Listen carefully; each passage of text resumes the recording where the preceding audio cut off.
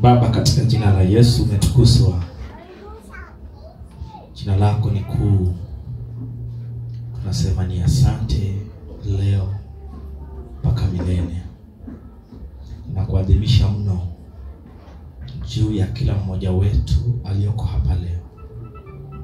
Baba, umetukuka katika mioyo yetu. Umekuwa mwema na unapaki kuwa mwema. Asante kwa ajili ya neno lako, uwepo wako katikati yetu, mapenzi yako na maongozi yako katikati yetu. Maelekezo yako yanakuwa dhahiri kwetu. Asante maana nguvu zako zinakuwa halisi katika jina la Yesu. Baba, tuko hapa ni kwa ajili ya jina lako. Ukajitukuze juu ya kila mmoja wetu. Asante kwa ajili ya haya matoleo. Natamka neema yako katika maisha yetu. Nguvu zako za uwezesho zinatuwezesha katika kufanikiwa. Tunapata akili njema katika mafanikio. Tunakuwa na mipangilio mema, maana Roho Mtakatifu yuko katikati yetu na ndani mwetu. Baba, ni asante. Naomba na kupokea kwamba kila mmoja akakuone katika mahitaji yake.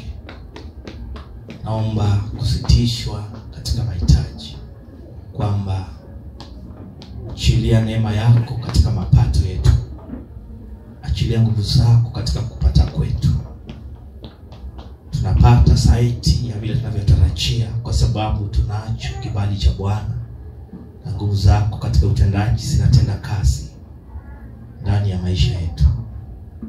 Mikono zetu zimebarikiwa kwa lolote tunalolifanya, na ni kwa ajili ya utukufu wa jina lako. Baba, ni asante. Katika jina la Yesu tumeomba na tumepokea, tuseme amen. Tunaweza tukaketi kwa jina la Baba Yesu Kristo. Amen. Glory to God. Chukua kitabu na Biblia na kalamu na akili.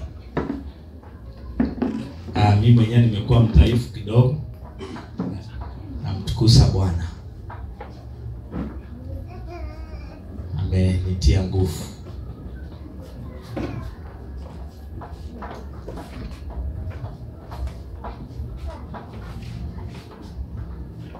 Jumapili watu walihudumiwa vizuri na Bwana, ila tu chaona haina maana hukuhudumiwa. Mimi mwenyewe na ushuhuda, nimenikaunda na Bwana.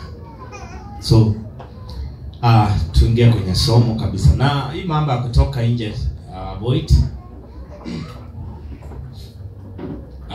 Mtu anakuwa na ujumbe na wewe umetoka nje, mtu anashindwa atawasilishaje. Sister Jackie, ujumbe wako ulikuweko Jumapili. Yule ambaye alikuwa amesimama hapa hata akaikuita. Chutu sio mlikuwa mnaenda kuona keki, sikuelewa. So karibuni. Ujumbe wako ulikuwepo. So Mungu alikutembelea hiyo Jumapili. Leo ujumbe ulikuwa wa kutia moyo na confirmation kabisa, lakini ulikuwa karibu. So wakati mwingine tuna avoid kukimbia nje mara kwa mara.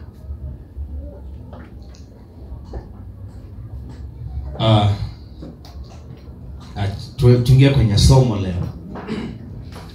Leo tunajifunza somo ambalo linaitwa ubatizo katika Matendo ya Mitume part 3. Part 3 ndio ya mwisho kwa kujifunza ubatizo katika Matendo ya Mitume. Tukija next tunaanza rasmi sasa ubatizo wa Roho. Kuangalia nini maana ya kinachoitwa Roho na mengine mbeleni. So somo lipato lingalipo ni refu. So tukija After hii tutakuwa tunaangalia ubatizo wa roho rasmi, na tutaanza na kuchunguza neno lenyewe, neno roho, ubatizo wa roho, neno roho. Ndio tutachunguza kutoka kwa maandiko ya Agano la Kale ili tupate kuelewa maana yake, nini maana ya roho. So tuko kwenye awamu ya mwisho ya somo ubatizo katika Matendo ya Mitume part 3. So kipengele leo ni pour out. Pour out, P O U R O U D. Pour out, pour out, pour out. Ndio hilo tutaliona kwenye, sika mtu anaweza kutusomea kwanza tulione Yoeli 2:28. Neno hilo liko hapo. Moja angalia KJV, mwingine angalie kwa Kiswahili kwa haraka mno. Ndio ujiandike kipengele hicho, kiandike vizuri. Kitabu cha Yoeli 2:28. Na kimaliza Joshua utakumbuka kile nilikuwa nakuelezea. Siana landlord. Kumbuke, nimesahau tafadhali. Naona kumesakana ni sawa. Kuna mtu amefika Yoeli 2:28. Na kama uko na Biblia unafungua. Kama uko na Biblia unafungua pia Biblia yako. 28. Nasema hata itakuwa. Na wa Kiingereza pia atasoma hata itakuwa baada ya hayo kwamba nitamimina roho yangu. Hilo neno nitamimina roho yangu juu ya wote wenye mwili. Na wana wenu waume kwa wake watatabiri. Wazee wenu wataota ndoto, na vijana wenu wataona maono. KJV anasema hivi. And shall come to pass afterward that I will pour out. Hilo neno pour out. Andika ndio subtopic. Pour out. Kwa Kiswahili ni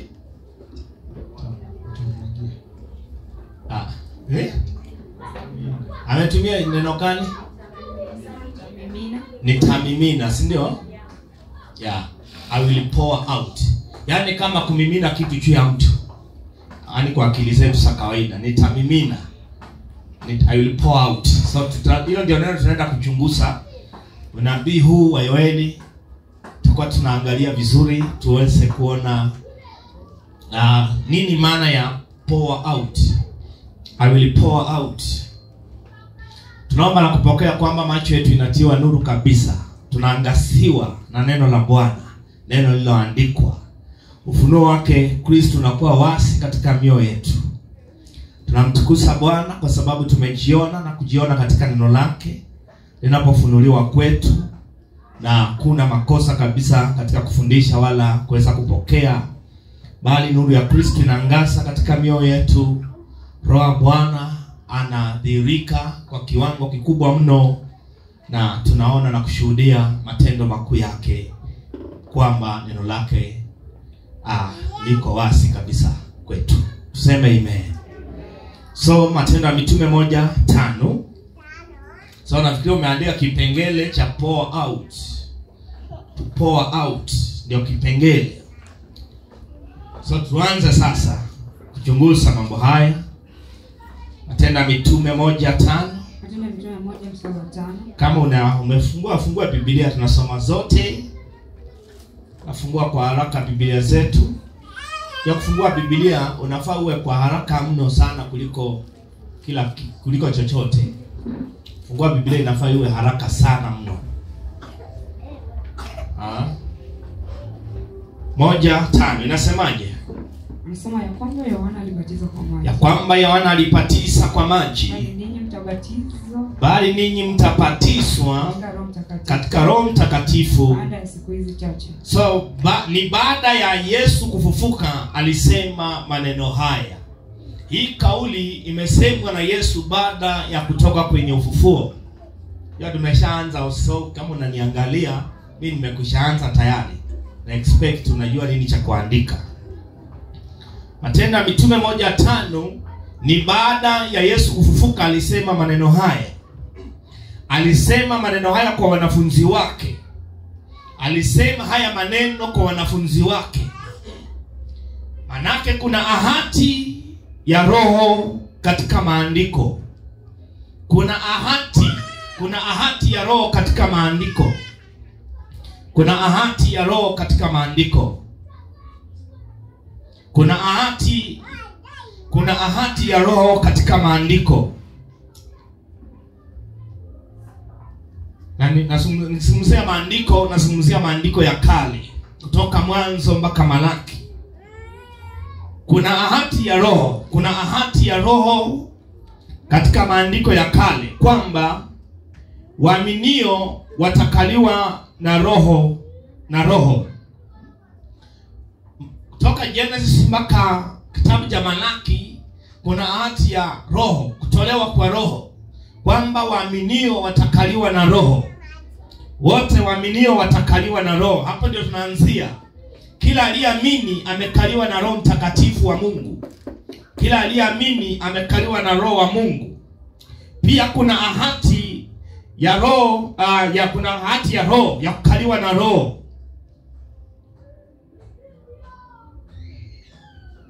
Alafu so number 1, katika maandiko matakatifu Genesis mpaka Malaki kuna ahadi ya kukaliwa na Roho Mtakatifu.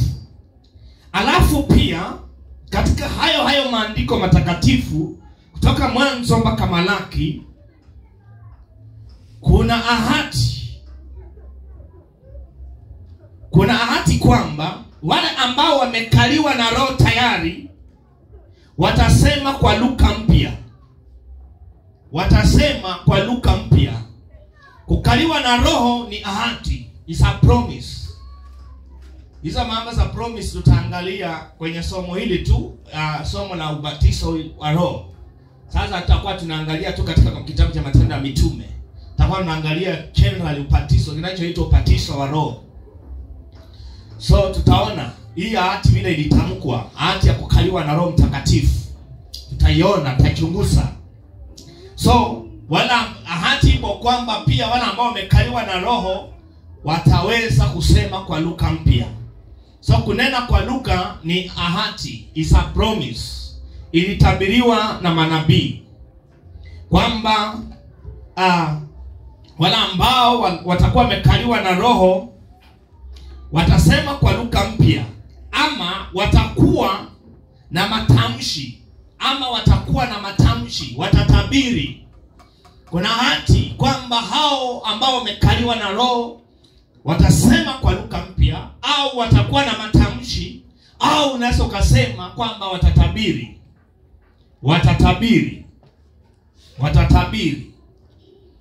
Kwa hiyo unabii wa kukaliwa na Roho ambao tunauita usao mpya. Kwa hiyo unabii wa kukaliwa na Roho ambao tunaita usao mpya, kwa maana ya kusaliwa mara ya pili, ambako kuna kutokana na imani katika Injili. Kwa hiyo unabii wa kukaliwa na Roho ambao tunaita usao mpya. Usao mpya manake umekaliwa na Roho, umepokea Roho ndani yako, kwa maana ya kusaliwa mara ya pili. Mtu ambaye amesaliwa mara ya pili manake amekaliwa na Roho Mtakatifu. Amesaliwa mara ya pili, ambako kuna kutokule kusaliwa mara ya pili kunatokana na imani. Mtu anasaliwa mara ya pili kwa kuamini, kunatokana na imani katika Injili. Alafu mtu anapoamini anakaliwa na Roho, alafu anatiwa muhuri wa Roho.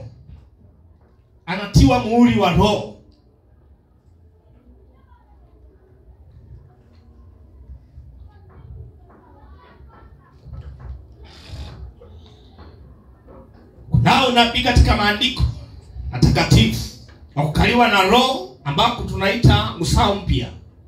So mambo ya uzao mpya imetabiriwa kutoka maandiko matakatifu Genesis mpaka Malaki, kwa maana ya kusaliwa mara ya pili.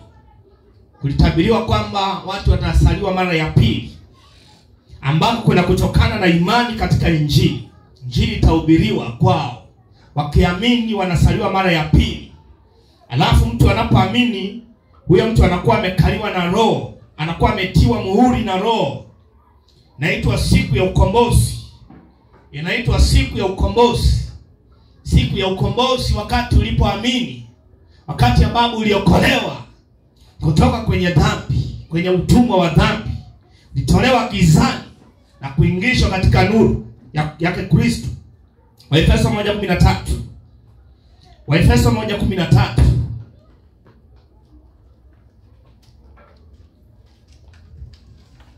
Waefeso 1:13. Yes. Nasema nanyi pia katika huyo mmekwisha kulisikia neno la kweli. Mmekwisha kulisikia neno la kweli. Mambo ni yale yale. Habari njema za wokovu wenu. Zinaitwa habari njema za wokovu wetu. Tena mmekwisha kumwamini yeye. Tumekwisha kumwamini yeye. Na kutiwa muhuri na Roho. Na kutiwa muhuri na Roho. Yule wa ahadi aliye mtakatifu. Roho wa ahadi aliye mtakatifu.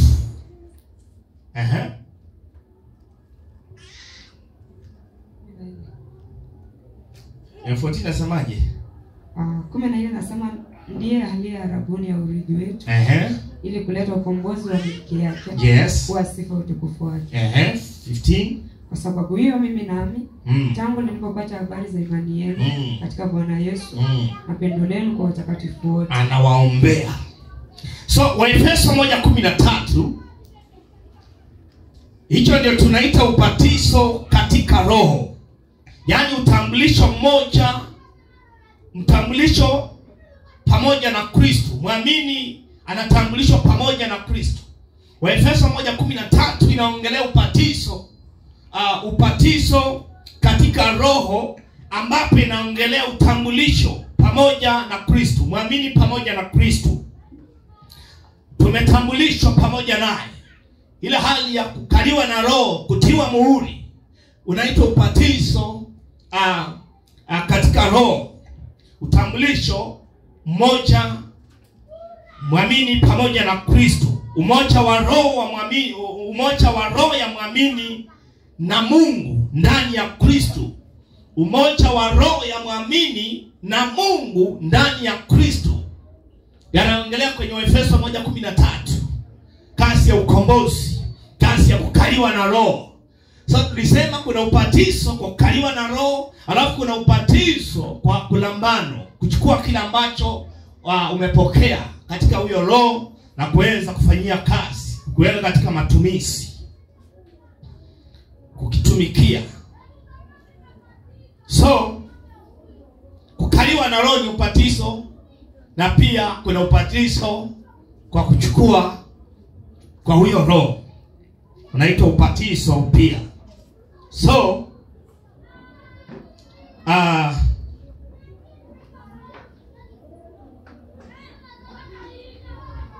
Waefeso 1:13 anazungumza kwamba Mungu kuwa ndani ya muamini ni Mungu kuwa ndani ya mtu, ni Mungu kuwa ndani ya mtu aliyeamini Injili, ni kuokolewa, ni mambo ya uzima wa milele.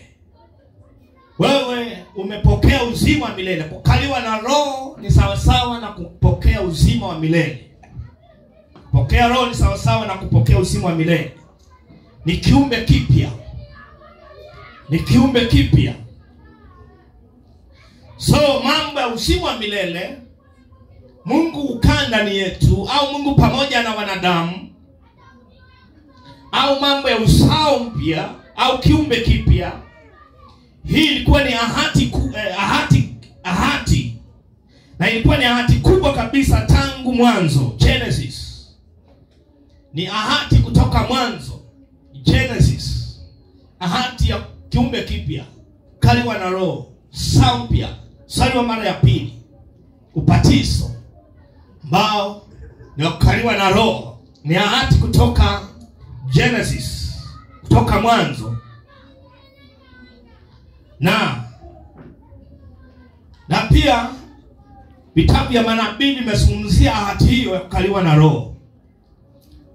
Ukiangalia kitabu kama cha Ezekieli utaona mambo kama haya, na vitabu vingine pia vimezungumzia mambo ya kukaliwa na Roho Mtakatifu, usao mpya.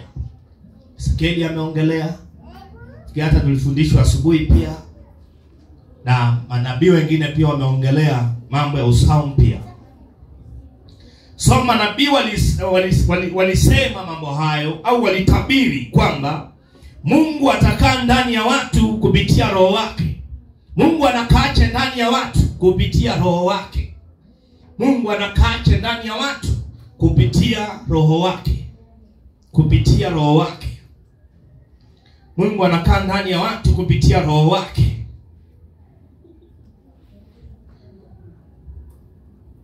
Tuelewe kwamba wakati Yesu anasema katika Matendo ya Mitume 1:5, ni vizuri kutofautisha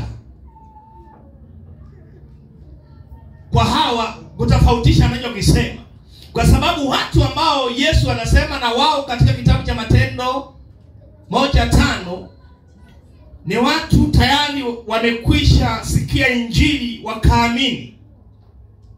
Watu ambao Yesu anasema nao kwenye Matendo 1:5 ni watu waliokwisha kuisikia injili wakaamini. So ni vizuri kuelewa hilo. Hawa ni tayari wameamini. So hawa ubatizo unaozungumziwa hapo sio kukaliwa na Roho. Hawa tayari wamekaliwa na Roho. Wameamini, wamebatizwa kwa Roho. Glory to God. Bwana Yesu asifiwe. Hallelujah. So tofautisha hilo. Hana watu waliokwisha kusikia injili wakaamini baada ya ufufuo wa Kristo, kwa siku 40 baada ya Yesu kufuka, siku 40 days. Alisema hii kauli. Baada ya 40, yani hitimisho la siku 40, alisema hii kauli ya Matendo ya Mitume 1:5. So ni baada ya kufuka kwake. So hawa walikuwa wamekaliwa na Roho tayari. Spirit within. Kulikuwa na Roho ndani yao tayari. Kulikuwa na Roho ndani yao tayari. Kuna neno ambalo linasema kwamba waingoje ahadi ya Baba. Neno kama hilo na umelisikia Waingoje ahadi ya, wale wataingoja nini? Waende waingoje, iko kwa Luka Hapa tuko walimu wote bwana. Huo unasoma maandiko ya kweli. Kwamba kuingoja ahadi ya Baba imetamkwa wapi?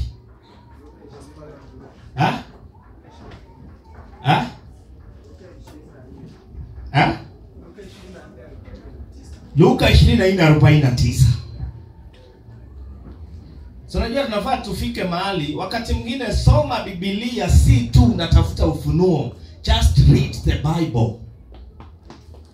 Unajua kanisa tunapata kibaro kigumu kwa sababu wewe hata usomi Biblia hata una, hata ya simu usomi. Unajua watu ambao wanasoma Biblia hawahitaji kwenda yaani anakuwa ameshaelewa kila kinazungumzwa kiko mahali fulani. So ni rahisi kutengeneza notes. Utakutana mhubiri anaongelea, unajua kumbuka kitambo wakati wa Yesu. Hawako anasema fungua kitabu cha Yohana mlango fulani, fungua Isaiah chapter 60 verse 1. No. Alikuwa anasema tu maneno hayo, so wewe tafuta ni wapi yameandikwa. Tuko pamoja? Anachukua kitabu cha Isaiah, anafungua, anasoma. Maana hakukuwa na chapter, hakukuwa na mistari. Tuko pamoja jameni? Oi, tuko pamoja? So wakati mwingine unakuwa uelewa haya mambo.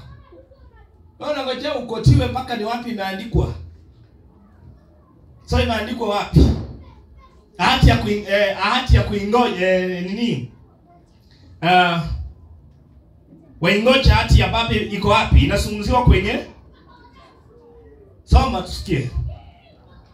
Na Luka 24 mstari wa 49. Atazama nawaletea juu yenu ahadi ya baba yangu. Na waletea juu yenu wa baba ya hati yangu. Anazungumza na watu ambao tayari wamekaliwa na Roho Mtakatifu. Lakini kaeni humu mjini. Kaeni humu mjini. Hata mviko uwezo tokao juu. Yes. Alafu ikarudiwa kwa Luka 1:4. Matendo ya Mitume 1:4. Hata alipokuwa mkutano nao aliwaagiza wasitoke Yerusalemu. Bali waingoje ahadi. Waingoje ahadi ya baba. Haya, Yoeli 1:28. Yoeli 1:28. Yoeli 2:28, sorry. Yoeli 2:28.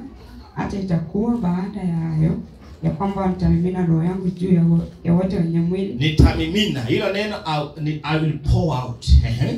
Na wana wenu waume kwa wake watatabiri. So ni baada ya to pour out ndio wana wenu watafanya nini? Watatabiri. So to pour out inaambatana na kutabiri. Wazee wenu wataota ndoto. Yes. Vijana wenu wataona maono. Yes. Acts chapter 1:5. Matendo ya Mitume 1:5.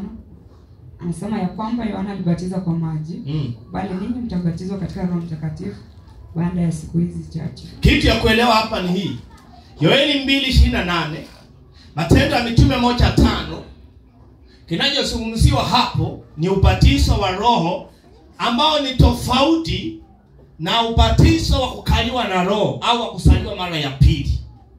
Kinachoongelewa kwa Yoeli 2:28 na Matendo ya Mitume 1:5 ni tofauti na kusaliwa mara ya pili. Kwa ubatizo si ule wa kusaliwa mara ya pili. Ni tofauti. Ni tofauti na ule wa wokovu au kuokolewa. Ni tofauti na mambo ya usao mpya, new birth. Hii ya Matendo ya Mitume 1:5 iko kuzungumzia inazungumzia kilichofanyika kwenye Matendo ya Mitume 2:1-6.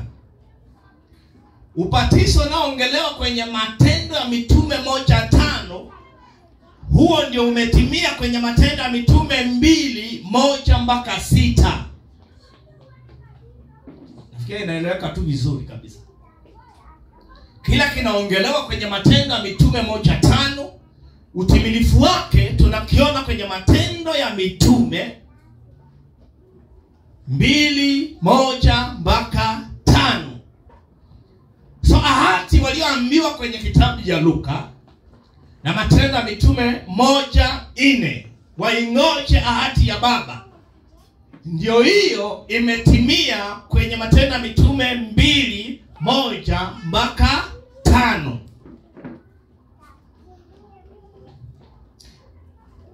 Mtu anaweza kutusomea kwa haraka hiyo? Tuone utimilifu wa ahadi ya baba ilitimiaje? Matendo ya Mitume 2, kuanzia mstari wa kwanza. Hata ilikuwa timia siku ya Pentekoste, walikuwa wote mahali pamoja. Walikuwa wote mahali pamoja. Neno mahali pamoja huo unazingatia mambo kama hayo. Nasema kukaja ghafla toka mbinguni, uvumi kama uvumi wa upepo, wa nguvu ukienda kasi. Ukaijaza nyumba yote waliokuwa wameketi. Ukawatokea ndimi zilizowanyikana kama ndimi za moto uliowakalia kila mmoja wao. Wote wakajazwa Roho Mtakatifu. Wote walikuwa mahali pamoja. Wote waliokuwa mahali pamoja wakajazwa Roho Mtakatifu. Wote, hakupaki hata mmoja. Wote. Swala la kuchaa roho ni watu wote. Tuko pamoja? Hello. Ajua Jumapili niliposema watu wakucha wachae roho, watu wakafikiria nasema nitawawekelea mikono niwaombe. Wakashangaa si vile.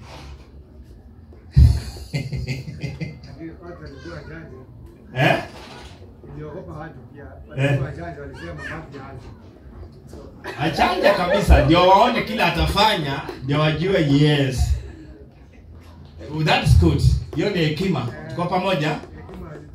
Hiyo ni hekima. Ukijua una cha kufanya, ujui cha kufanya, propose yule ambaye unaelewa anaweza kuwa anaelewa, aanze. Tuko pamoja? Hiyo inaitwa hekima. Usiwe Hiyo zinaweza jifanya kimbelembele, kumbe ujui kweli kweli. So ni vizuri kufanya hivyo. Nakaa vizuri. Mlikuwa ndio wengine wazuri kwa hilo. Nilipenda sana. So wote walikuwa mahali pamoja na wote wakajawa, ambapo walisema kwa lugha mpya. So ubatizo uliozungumzwa, ubatizo mtabatizwa kwa Roho Mtakatifu baada ya siku hizi chache kwenye Matendo ya Mitume 1:5 tunaona ulidhihirikaje kwa kunena kwa lugha mpya. Haleluya. Walinena kwa lugha mpya, walijaa Roho, kulikuwa na matamshi, kulikuwa na kusema, kipawa cha kufanya nini? Usemi kilikuwepo, si ndio? So walitembea kwenye kipawa cha usemi, speaking tongues and interpretation of tongues. Tuko pamoja?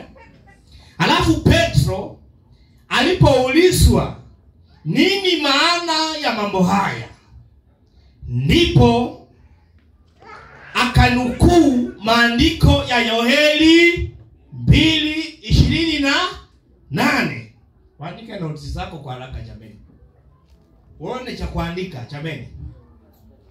Na waandike kwa namna unaweza fundisha mtu mwingine.